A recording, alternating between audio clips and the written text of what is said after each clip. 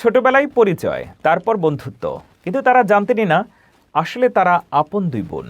ভারত থেকে আলাদা পরিবার দত্তক নেওয়ার প্রায় 4 দশক পর ডিএনএ পরীক্ষায় বেরিয়ে এলো সেই অবিশ্বাস্য সত্য। আরও চমকপ্রদ বিষয়, কিশোর বয়সেই তাদের দেখা হয়েছিল এবং তখনই একে অপরকে বোন বলে ডাকতেন তারা।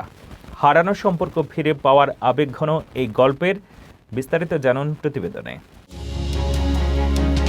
30 বছর ধরে বন্ধুত্ব, কিন্তু তারা জানতেনই না আসলে তারা আপন দুই বোন।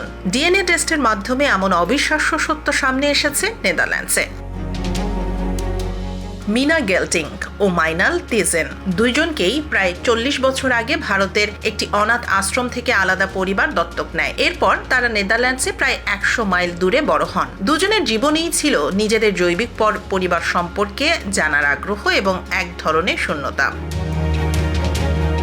1996 সালে দত্তক নেওয়া শিশুদের একটি অনুষ্ঠানে কিশোরী বয়সে তাদের পরিচয় হয়। প্রথম দেখাতেই তাদের মধ্যে বন্ধুত্ব তৈরি হয়। আশ্চর্যের বিষয়, দুজনের চেহারায় এতটাই মিল ছিল যে অন্যরাও বিষয়টি লক্ষ্য করতেন। এমনকি মজা করে তারা একে অপরকে সিস বলে বা বোন বলে ডাকতেন। কিন্তু তখন কেউই জানতেন না মজার সেই ডাকের মধ্যেই লুকিয়েছিল সত্য।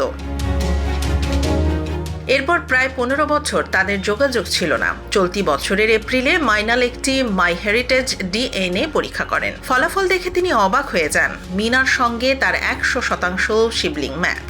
প্রথমে বিশ্বাস করতে পারেননি মাইনাল। পরে সামাজিক যোগাযোগ মাধ্যমে মিনার ছবি দেখে নিশ্চিত হন তিনি তার সেই পুরনো বান্ধবী। সম্প্রতি নেদারল্যান্ডসের হার্টগেন বসে পুনর্মিলনে দুই বোন একে অপরকে জড়িয়ে ধরে কাঁদেন, হাসেন এবং ছবি তোলেন। মিনা বলেন, বহু বছর ধরে তার হৃদয়ে একটি শূন্যতা ছিল। এখন মনে হচ্ছে হারিয়ে যাওয়া পাজলের টুকরোটি অবশেষে ফিরে পেয়েছেন। মাইনালের ভাষায়, আমার বোন হওয়ার আগে বন্ধু ছিলাম।